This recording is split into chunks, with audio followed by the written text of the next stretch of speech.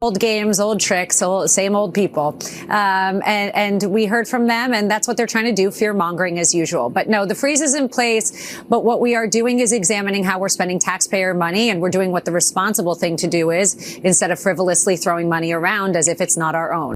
To freeze or not to freeze? Apparently that is the internal question in the Trump administration, as even they can't figure out how to answer it. Sandra, you said there's no confusion. There's widespread confusion in all 50 states across the country. If you're confused about what happened with this freezing of federal funds this week, don't worry. Even Trump administration officials are confused, as well as their lawyers. So it started out with Monday issuing a memo freezing billions, if not trillions of dollars of federal money and only excluding Medicare and Social Security. Well, that caused a lot of chaos, including with Medicaid, was some portals went down in the states, and even Republicans were confused. So then they had to send out a separate memo saying it only applied to these certain executive orders, which, we've seen these executive orders from Trump. Those are even really vague, talking about invasions and birthright citizenship, which already got stopped by a court. So then they had to put out a third memo trying to say, oh, this has to do with woke ideology, gender transgenderism, DEI, the Green New Deal, which really are just campaign slogans, things that are fear-mongering. But in actual practice, when you're trying to really govern millions and trillions of dollars, make no sense. So the chaos continued. Nonprofits use this language, though, to go into court and request a stop to basically allow the money to flow. They had an emergency hearing. Then the judge issued an administrative stay. The finding that, we need time to look at the law. The nonprofit specifically alleged two things. They said that it was a violation of the Administrative Procedure Act, which basically governs how an agency can carry out sending the money that Congress had allocated. And they cannot do in a way that's arbitrary and capricious. And well, when you're trying to target how people are thinking, that's certainly arbitrary and capricious. And their second one goes straight to that, saying this is actually a violation of their First Amendment rights, because you're targeting maybe a comment that they put on their website, right? Or an affiliation they have with another organization. These are our First Amendment rights. If we care about these values, you can't punish us by taking away our money. So the judge, in seeing that, said, yeah, there's something to it. I mean, not in so many words, but basically. And so it put this administrative stay. Then you saw the next day, the OMB put out a memo saying all those memos were rescinded, which sounded like they were going to just let the money flow again. But then the White House press secretary said, well, the memo was rescinded, probably because that language was so bad, but we're still planning on freezing anyway. So the states had a second lawsuit kind of saying, we need to stop this because this is frankly so confusing, because let's admit Trump knows how to sow chaos, but not so good at the governance. So the judge in that case said, put a temporary restraining order, essentially, again, allowing the money to flow through. So you had the White House press secretary saying, we're still freezing the money. The memo saying it was rescinding it. And you had even the lawyer for the Trump administration to the judge saying that the case should be dismissed, that it was moot, meaning that it doesn't matter anymore because the memo was out rescinding it. And so they don't have any harm. So now you have three different Trump people saying basically three different very confusing things. So the judge was very confused and said, well, at the end of the day, because of all these different opinions, we're going to go ahead and put this temporary restraining injunction on it.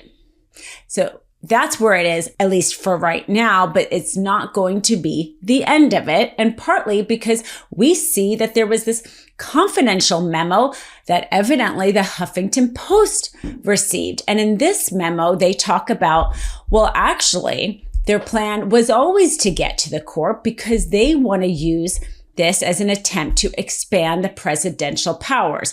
And according to this memo that the Huffington Post received, it said, quote, use executive orders to impound funds exceeding legislative intent or conflicting with constitutional duties, citing national security, fiscal waste, or statutory ambiguities. seek legal precedent to affirm the president's Article 2 powers under the Take Care Clause and Executive Vesting Clause.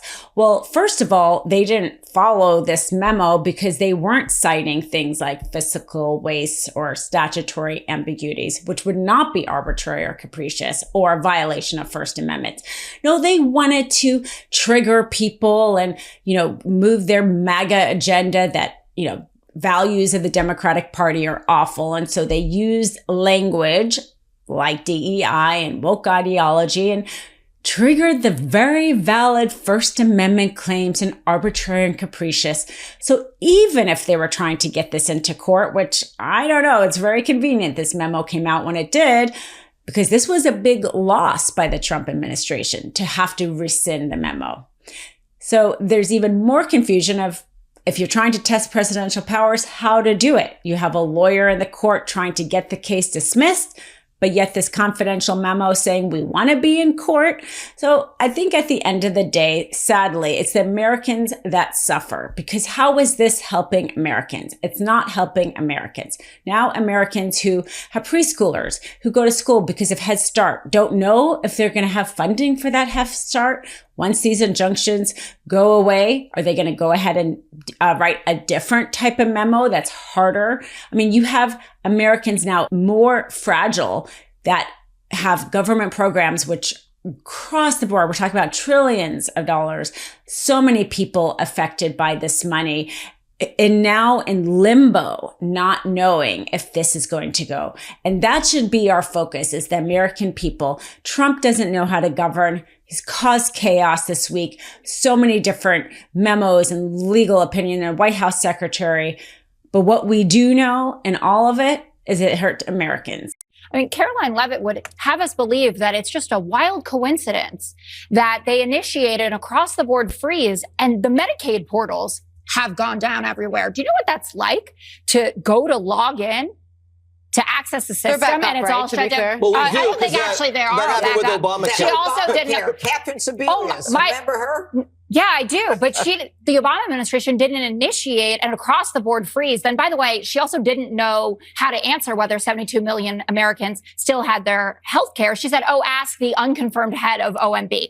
So the law at issue here of basically whether or not the president can, alter the way Congress has allocated the money is the Impoundment Control Act of 1974. It was put in place there because of Richard Nixon, because he didn't want to spend money that was allocated by Congress for cleanup pollution and mental health care issues. And so they put this law in place, making it very clear that he had to. And it was actually this law that was implicated when Trump decided he didn't want to give the money to Ukraine, despite the fact that Congress had approved it, because he wanted them to give him dirt on Biden for the 2020 election. Now, Russell Vought is the one behind this whole strategy of trying to freeze the money that Congress has already allocated. He is one of the architects of Project 2025, and he wants to become the next director of the Office of Management and Budget that put out these memos.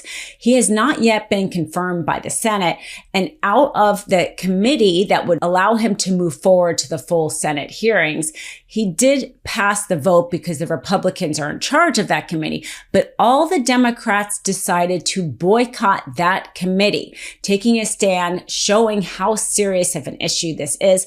Evidently, this is after reporting says that the Democratic governors were pushing Senator Chuck Schumer to take a stronger stand against Trump's nominees. Love this video? Make sure you stay up to date on the latest breaking news and all things Meidas by signing up to the MeidasTouch newsletter at MeidasTouch.com/newsletter.